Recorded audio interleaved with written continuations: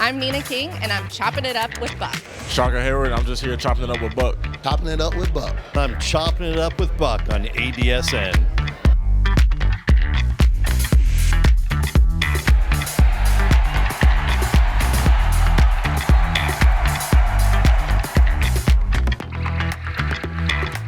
All right, we're chopping it up with Buck. We got the short episode, short edition now. We've been away for a while, but we're back. Football, college football is coming to you soon. We're at the ACC Kickoff with a lot of great guests, a lot of good insight. One in particular, Nina King, AD at Duke, and a lot more to come. And learn more about what's happening with the ACC, not only on the field, but off the field. And you're going to love what we have coming up this season, but it starts today on Chopping It Up with Buck.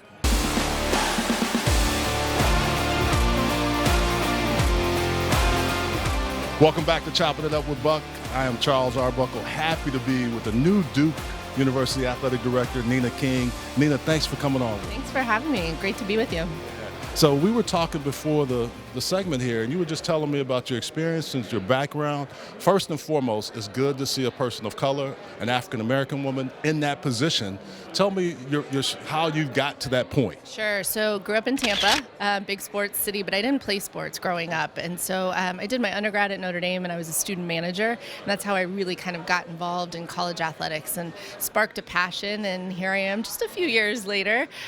Worked my way up through an athletic department at Notre Dame, went to law school, and then I've been at Duke for 14 years now, 13 before I assumed my role as Vice President and Director of Athletics.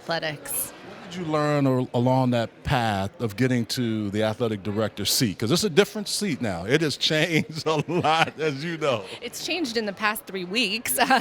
Yeah, I learned a lot. The value of mentorship, of having good people. Success takes a village, and putting the right people in your village to help champion you, support, mentor you. And so now I'm thrilled to have the opportunity that I can be in other folks' village and really champion and pave the way. And you mentioned being a person of color. We have 3 black female ADs in the Power 5. 3, which is great. The 3 of us are close.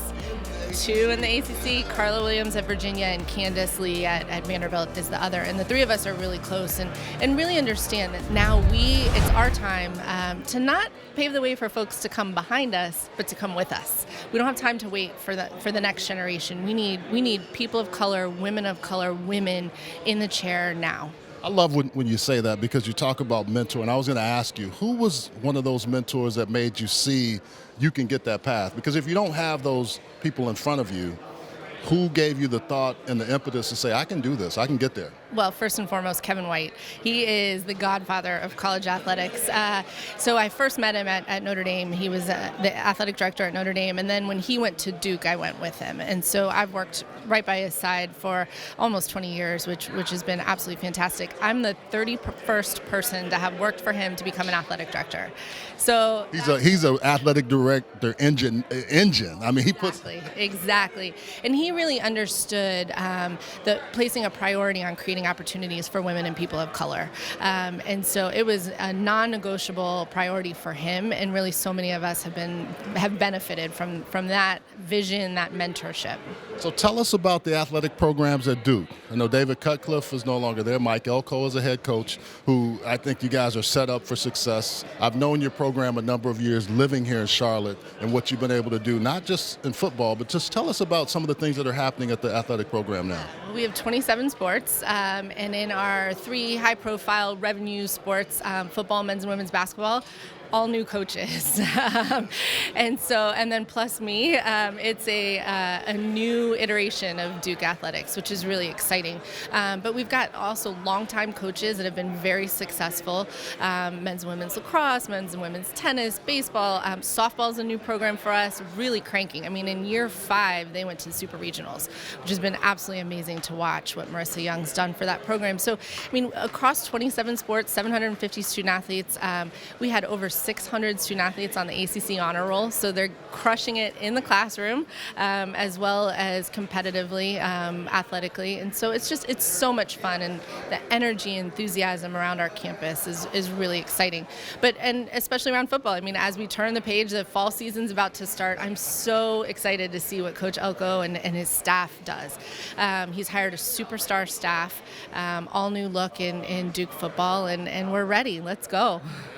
John Shire taking over for Coach K. Tell us a little bit about that, because my thought, just as you were talking, Kevin and I need to come down and spend the day before you guys play UNC at Cameron Indoor. That would be, the behind-the-scenes thing. But tell us a little bit about the basketball program there. Sure. Well, I mean, how do you replace an iconic legend? 42 years of Coach K and what he's done, not just for Duke basketball, but Duke University and for sport around the world has been absolutely amazing.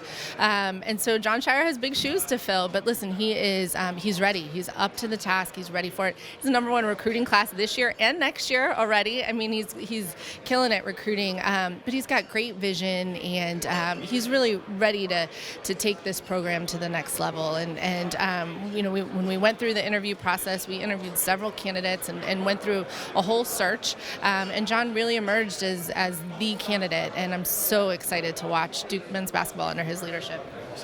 We are so happy to have you here on the Chopping It Up with Buck. We'll do this again, and what we have to do is come up to Duke and spend time with you and in your office. I love the reason this started was because of COVID, and then after not having an ability to get out, just start calling people I knew and getting together. So it's so nice to finally meet you, and thank you for coming on the show. Yeah, come see us in Durham. It'll be fun. Thanks. Chopping It Up with Buck, Nina King. Thanks a lot. All right, we're back on Chopping It Up with Buck. I have Shaka Haywood. He and I were talking before the break. I played with Craig Ironhead Haywood in New Orleans. His cousins are balling at the next level. I think he's got that chance to do it too. All the tackles that he's made at Duke. Tell us about your career and your progression getting to Duke, and now some of the things you're doing on the field. Getting to Duke, it was I was under just watching Joe Giles Harris. He's with the Buffalo Bills now. Just watching everything that he did. He just taught me, stay in the film room. Growing up to Coach Gothi. He coaches with the Atlanta Falcons now. He taught me a lot of most of the stuff I know now. And then moving forward with Coach McGrath, who's at Ohio State. I've had a lot of different coaching changes. But and then Rob Smith now, everyone's kind of like sprinkled in. But it's been great just getting new knowledge from different coaches and putting it all together and into my game. Who was your favorite linebacker growing up? Because you play the middle, right? And I don't think people realize how tough it is in there. I played tight end, so I used to like to battle you guys. But tell us about who you watched as a young kid growing up or young high school player really learning the game. I would say you're definitely Ray Lewis. Yeah, just a field general, just commanding everyone on the defense, just having that instinct as a linebacker, just having a feeling for where the play is going to go, having a feeling for what play is going to be called next and stuff like that. You're kind of a quiet guy, but I watch you on the field. You're a little bit boisterous. You have to be at the middle linebacker position. So tell us a little bit about what you do to get into that mindset. Being able to talk on the field, that's what's going to help you win. So, all that quiet stuff, that's just off the field. On the field, you got to be a competitor. You got to do whatever it takes to win. Who talks more trash than you on the offense in the ACC? Any guys that stand in the mind that that talk as much trash? Our team on the offensive side, I would say J5, Jalen.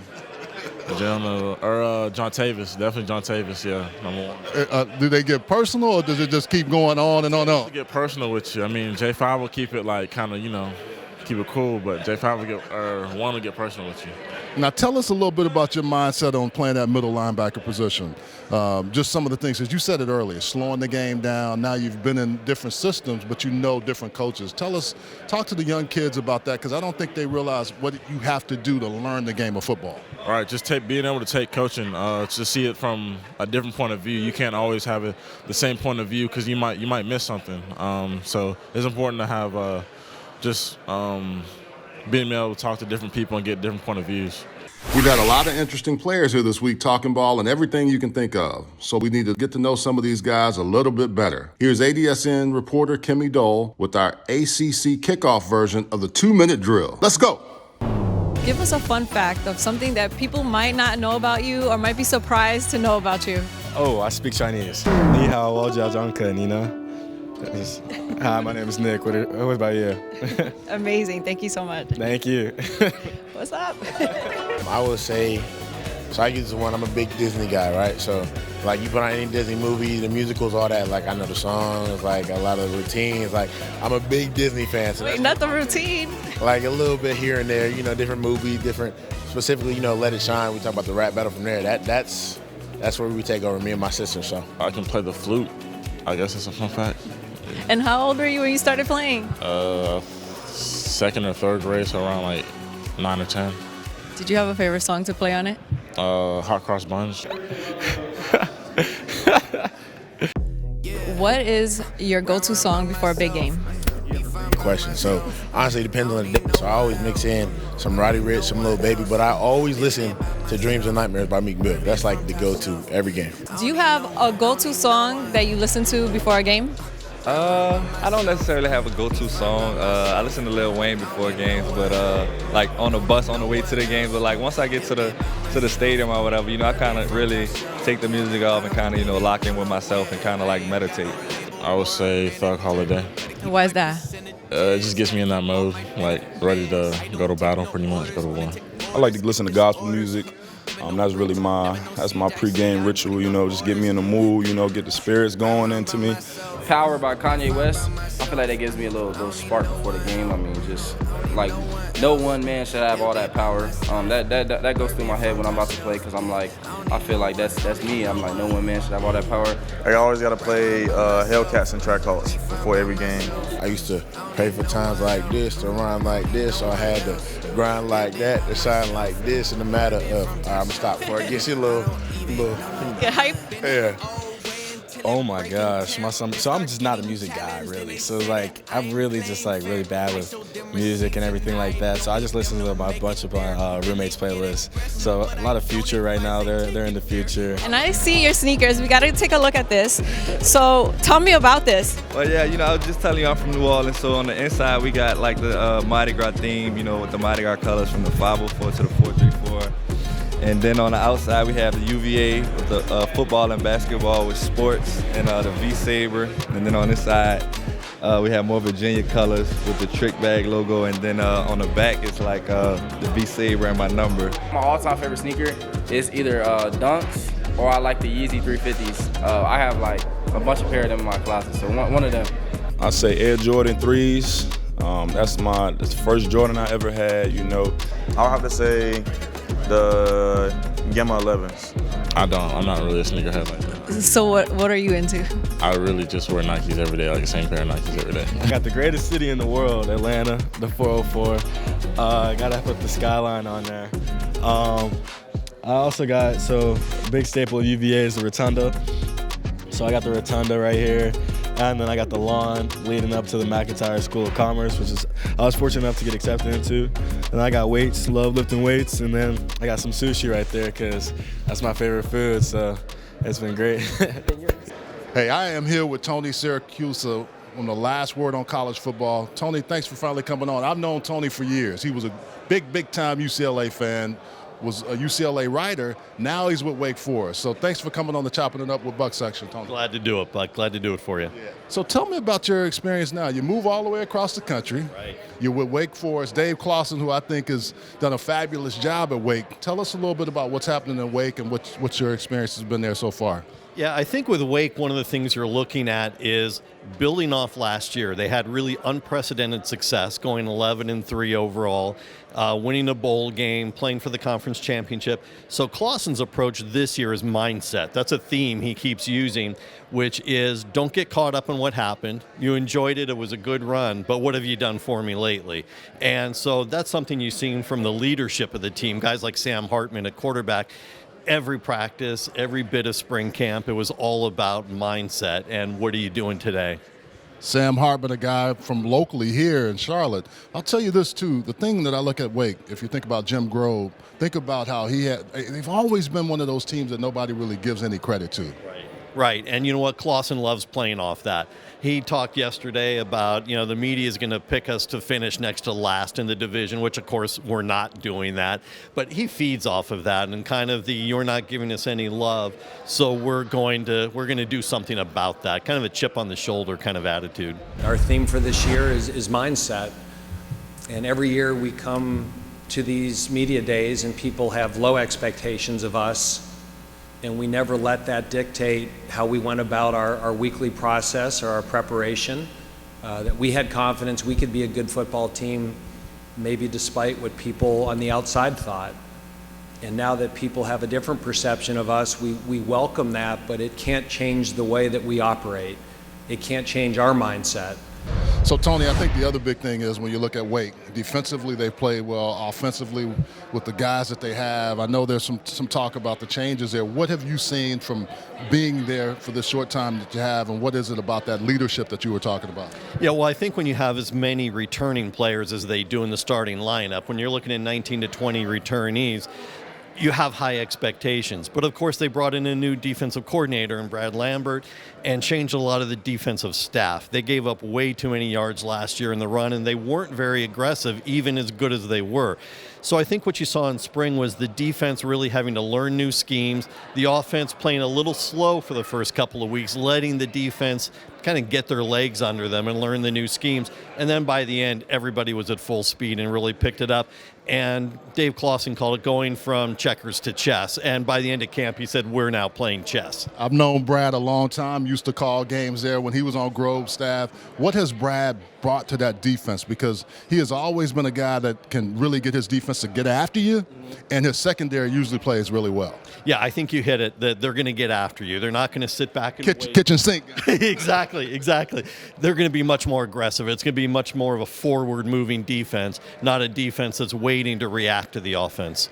A lot of people complain about how Sam and those guys go slow with the zone read. Tell us a little bit about that, because I think Dave Clawson has done a really nice job of getting that offense set up for some real good success this year as well. Yeah, if you just watch them and you haven't really seen Wake Forest before, it does look like the zone read goes in a little bit of slow motion.